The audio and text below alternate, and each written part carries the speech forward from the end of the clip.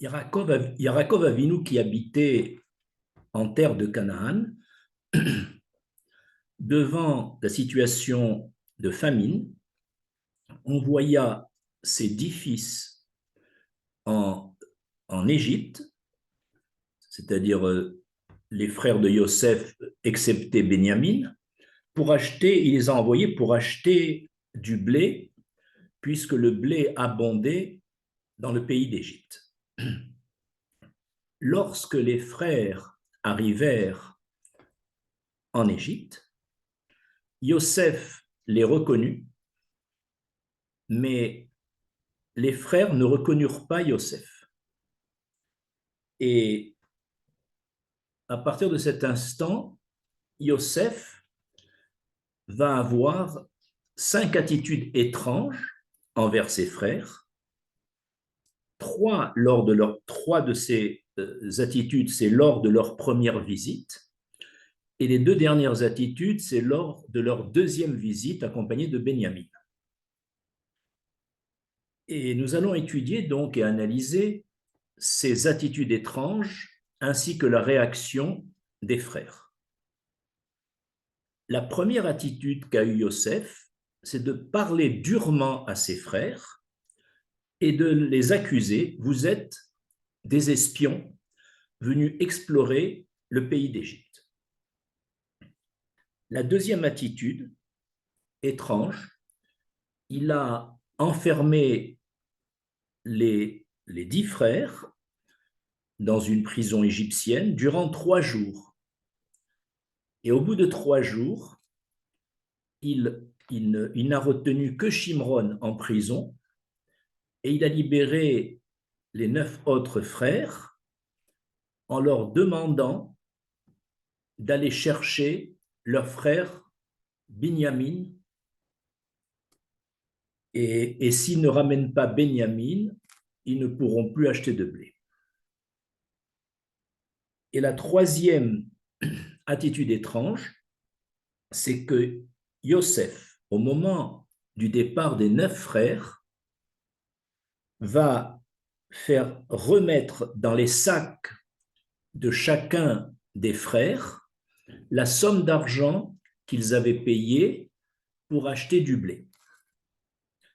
Et ses frères, c'est Lévi qui, le premier, en ouvrant son sac pour donner du fourrage à ses animaux, constata que l'argent se trouvait dans le sac. Il eut peur et il en informa ses frères.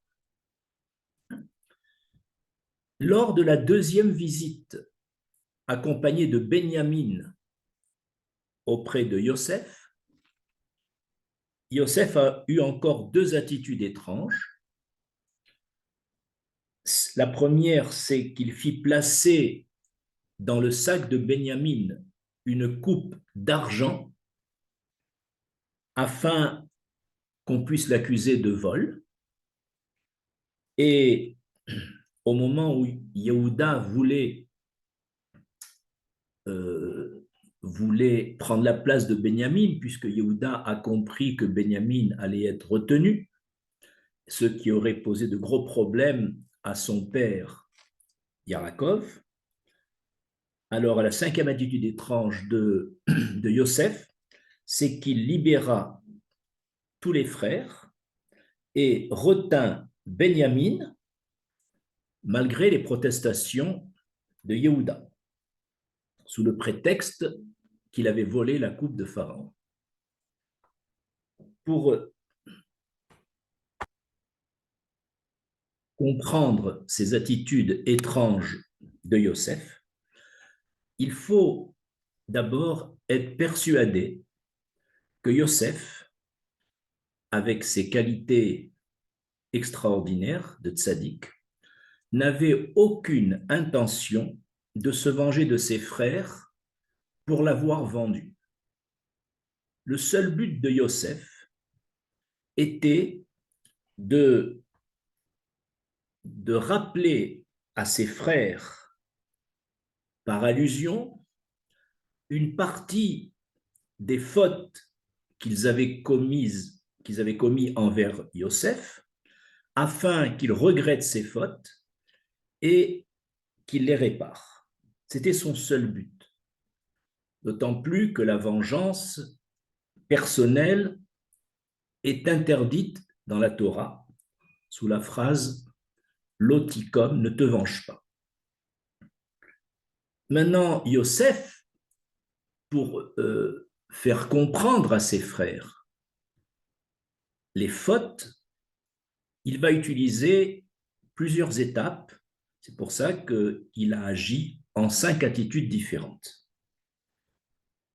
Yosef s'est inspiré pour que ses frères comprennent qu'ils avaient fauté. Yosef s'est inspiré d'un grand principe énoncé dans le Talmud Sanhedrin à la page 90. Kol midotav shel hakadosh baruch hu mida kenegen mida. C'est-à-dire tous les comportements de l'Éternel sont basés sur le principe de réciprocité, mesure pour mesure, mida keneged mida. Que signifie ce principe? Il signifie que aucun événement qui survient à un homme ou à une femme n'est le fruit du hasard. Chaque nouvelle situation, chaque nouvel événement est le fruit d'un événement antérieur. Et l'Éternel, en amenant une nouvelle situation, y place une allusion qui, si on réfléchit à la nouvelle situation, va nous relier à la situation antérieure de façon à regretter une faute antérieure et de la réparer. C'est le seul but de l'Éternel. C'est, dans sa bienveillance, de nous permettre sur cette terre de réparer des fautes dont on n'est parfois pas conscient.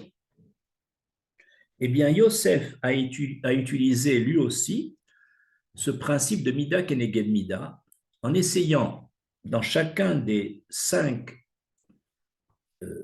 attitudes qu'il a eues, de faire une allusion à ses frères par rapport à leur comportement à eux envers Yosef. En effet, prenons la première attitude de Yosef par rapport, en les ayant accusés de méraglim, d'espions. C'était pour que ses frères regrettent d'avoir accusé Yosef de propos diffamatoires et de médisance, qu'ils ont accusé Yosef qui, d'après eux, rapportait à leur père Yarakov des propos médisants sur les frères. Et Yosef veut leur montrer, de même que je vous accuse faussement d'être des espions, vous devez réfléchir à cette accusation et comprendre que vous m'avez accusé faussement de propos diffamatoires et de médisance auprès de notre Père. C'était l'explication de la première attitude de Yosef. La deuxième attitude de Yosef, c'est lorsqu'il a jeté ses frères dans une prison égyptienne, qui était un trou en fait. Et là, Yosef, son but, c'était que ses frères regrettent d'avoir jeté Yosef dans une fosse contenant serpents et scorpions. Et Yosef, donc, les a envoyés 3 jours dans une prison égyptienne pour qu'ils comprennent qu'il ne fallait pas jeter Yosef dans une fosse, afin qu'il regrette cette attitude.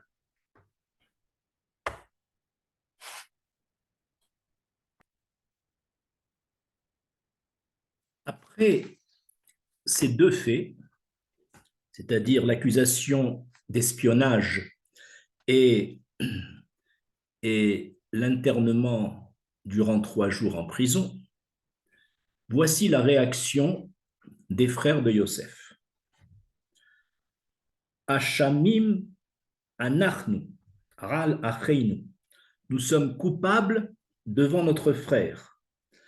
Asher ra'inu tsarat nafsho, dont on a vu la, la, la détresse de son âme, Betraneinu eleinu, lorsqu'il nous implorait depuis la fosse, Velo shamarnu, et nous l'avons pas écouté. Ralken ba eleinu atzara azot. C'est pourquoi ce malheur nous arrive. Donc il semble que Yosef ait atteint son but dès la première accusation d'être des espions. Et Réhouven rajoute Alo amarti alechem lo techetu bayeled. Ne vous avais-je pas dit, ne fautez pas envers cet enfant, vegam damo midrash, et son sang nous est réclamé. Il faut maintenant, dans cette attitude des frères, analyser. Réhouven a dit, ne vous ai-je pas dit lotechetu. En hébreu, il y a 2 mots pour parler de la faute. Le mot chet, utilisé par Réhouven, et le mot ravon, qui n'a pas été utilisé. La différence, c'est que le mot chet constitue une faute involontaire, shogeg, et le mot ravon constitue une faute intentionnelle, c'est-à-dire méside. Le fait que dans la réaction des frères, le mot utilisé c'est lotechetu, du mot chet, cela vient nous dire que certes les frères, comme on l'a lu, ont regretté leur cruauté, leur insensibilité lorsque Yosef, du fond du trou, les implorait de l'en sortir. Ils ont été indifférents à la détresse de l'âme de Yosef. Ça, ils le regrettent profondément maintenant. Mais ils ne regrettent en rien la décision qu'ils avaient prise tous ensemble de le condamner à mort. Donc le fond de la condamnation de leur frère n'est pas remis en question dans cette reconnaissance de ne pas avoir été sensible aux plaintes du frère. Et la preuve, c'est que quand Yosef les a mis pendant 3 jours en prison, si on lit bien le texte, il n'y a aucune réaction des frères. La réaction, c'est quand Yosef leur a parlé durement et quand il les a accusés d'espions. Mais quand il les a mis pendant 3 jours, aucune réaction. Autrement dit, le fait d'avoir mis leur frère dans le trou pour réaliser la condamnation à mort, avant de changer d'avis et de le vendre, cette mise à mort de Yosef dans la fosse n'est pas regrettée en quoi que ce soit par les frères. Ainsi, nous comprenons maintenant pourquoi, après les 2 attitudes de Yosef, n'ayant pas réussi à leur faire regretter la condamnation à mort elle-même, alors Yosef passe à une 3e étape, c'est sa 3e attitude, toujours à la fin de leur première visite, il fit remettre dans les sacs de chacun des 10 frères l'argent qu'ils avaient payé. Et dans cette nouvelle attitude, il faut comprendre que cet argent a été mis volontairement. Cet argent a été mis volontairement dans les sacs de chacun des frères. Donc, bémézide, c'est-à-dire intentionnellement. Les frères ont bien compris que de même que celui qui a mis cet argent dans leur sac à voyage était fait de façon intentionnelle, avec une intention de leur nuire, ils ont compris indirectement que peut-être que eux également, dans leur jugement de condamnation à mort de Yosef, il y avait peut-être une racine de vouloir intentionnellement faire du mal à Yosef. Et donc, ils sont arrivés à la conclusion que peut-être leur jugement envers Yosef de condamnation à mort n'était pas émette, n'était pas conforme à la Torah. Et c'est pourquoi ils ont commencé à se remettre en question sur la validité de leur jugement envers Yosef après la troisième attitude de Yosef. D'ailleurs, quelle a été la réaction des frères après avoir découvert l'argent dans leur sac de voyage? Ils ont dit Mazot, Rassa, Elohim Lanu. C'est quoi ce que Dieu a fait envers nous? Cette interrogation confirme qu'ils ont commencé à admettre la racine de leur faute, c'est-à-dire la haine qu'ils avaient envers Yosef, et c'est comme ça que Yosef a réussi, après cette troisième attitude, à changer la hashkafa, la façon de voir de leurs frères. Passons maintenant à la quatrième attitude de Yosef. Après que Benjamin soit venu accompagné de ses frères lors de leur deuxième séjour en Égypte, avant le départ de Benjamin, Yosef a fait mettre une coupe dans le sac de voyage de Benjamin, comme pour ensuite l'accuser d'avoir volé cette coupe en argent. Ici, la